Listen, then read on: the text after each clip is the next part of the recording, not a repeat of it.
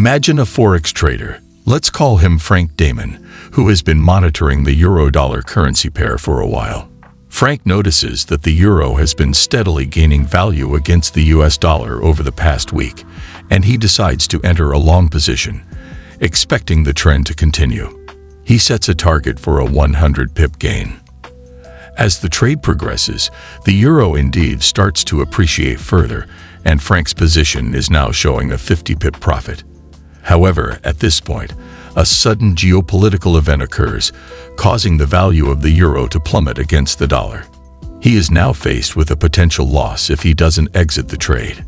In this scenario, prospect theory suggests that Frank may react differently depending on whether he perceives the outcome as a gain or a loss relative to his reference point.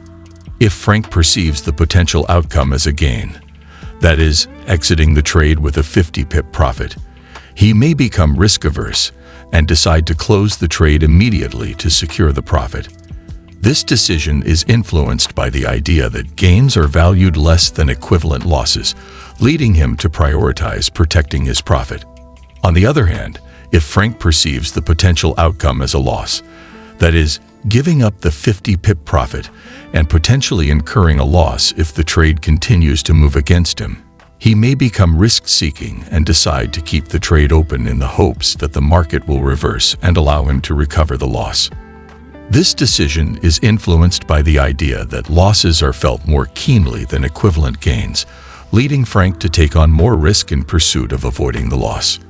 In both cases, Frank's decision-making is influenced by what is known as the prospect theory, as he evaluates the potential outcome of the trade relative to his reference point, which is the initial entry point, and adjusts his risk preferences accordingly. If you don't understand, let's take another example. You are at the mall browsing clothes, feeling pretty good, when suddenly you spot a $20 bill on the floor. But then, disaster strikes. You trip. The bag you were holding flies open, and all your new clothes tumble out in a giant mess. Those $20 feels pretty insignificant now, right? That's kind of how our brains work, according to prospect theory. We hate losing stuff way more than we love finding stuff. A tiny bad experience can totally wipe out a bunch of good ones. Financial advisors use this knowledge to help people invest their money.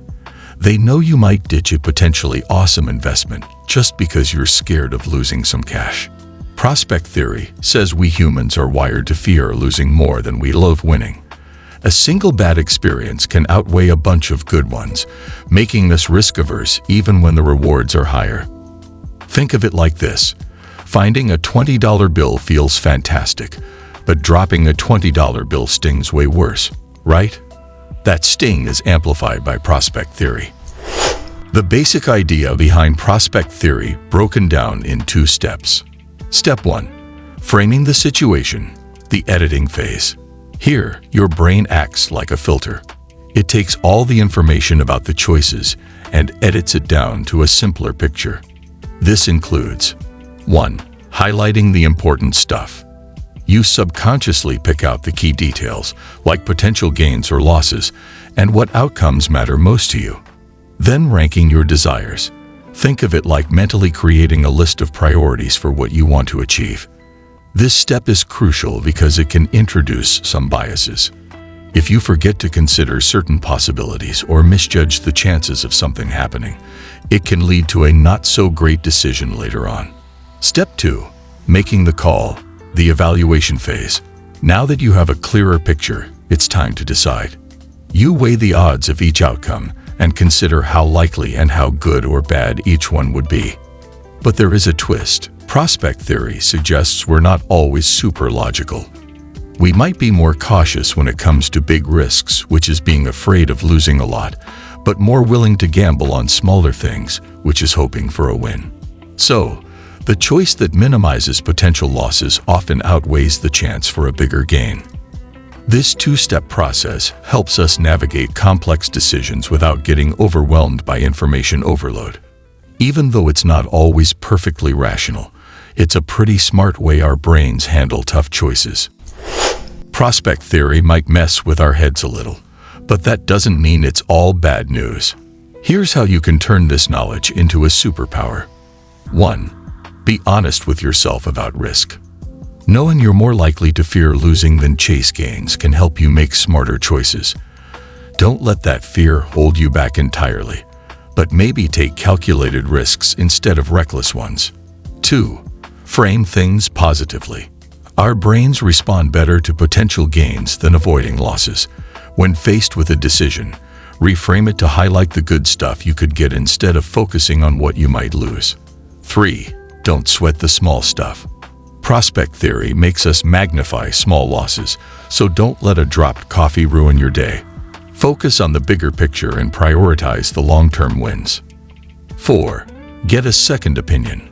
Talk to a financial advisor, a friend, or anyone whose judgment you trust. They might catch biases you missed and help you see your options from a different perspective. By understanding prospect theory, you can become a savvier decision maker in all areas of life, from your finances to your everyday choices.